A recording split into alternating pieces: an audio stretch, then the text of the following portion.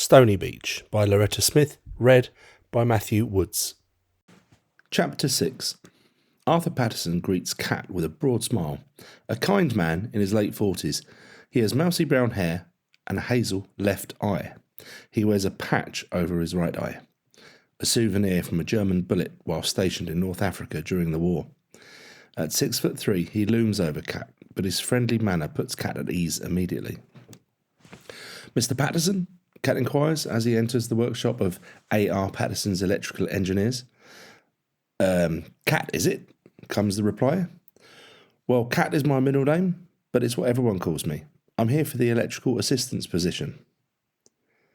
"What experience do you have, Cat?" "None, sir, but I've always been good at fixing things. I kept machinery going in the kitchens during my national service in Malta, even when they were condemned by the engineer." "Oh, I bet that pleased them no end," Arthur responds with a chuckle. It's the most informal interview Cat has ever experienced. The two men chat about Cat's national service, while Arthur shares stories about his war experiences over a cup of tea. After an hour of exchanging stories, Arthur offers Cat a month's trial starting the next day. Cat practically skips home with excitement.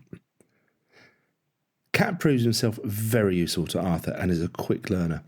Arthur is booked up for months in advance with the boom of development in the Docklands.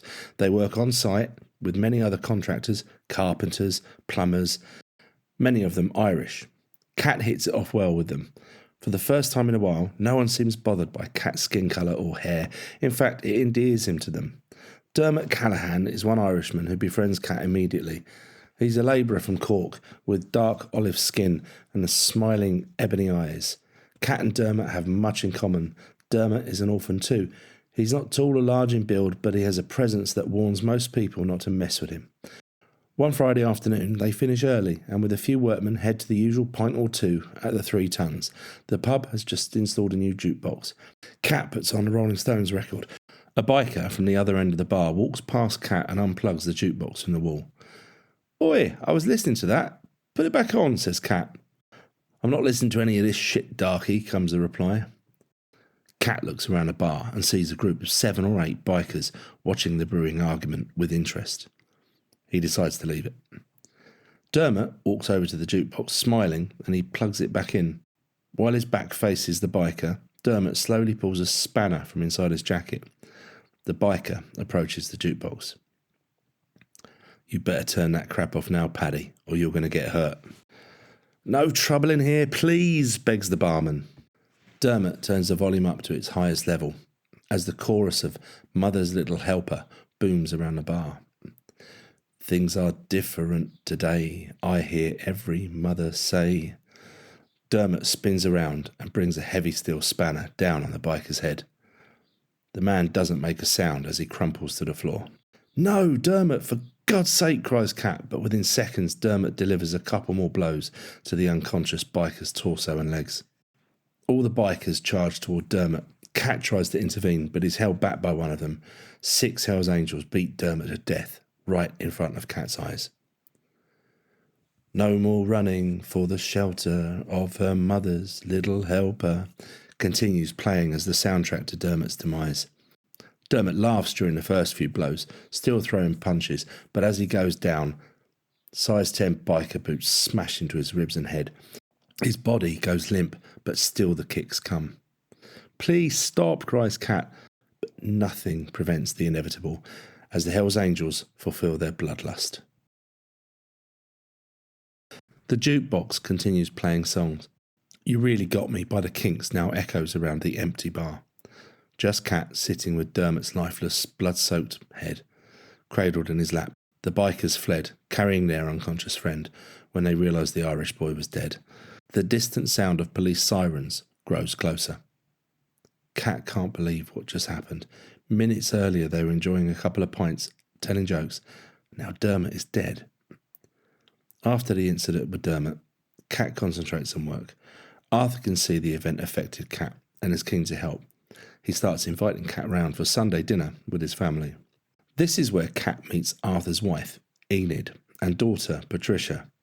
Both Arthur's wife and daughter have bright red hair and are covered in freckles. Enid is in her late 40s, like Arthur, and Pat is 19. Pat is really friendly towards Kat, who's just a few years older. He can see she's flirting with him, but he makes sure not to act on it. It would be improper. Besides, Enid Patterson acts strangely towards Kat from the moment they met.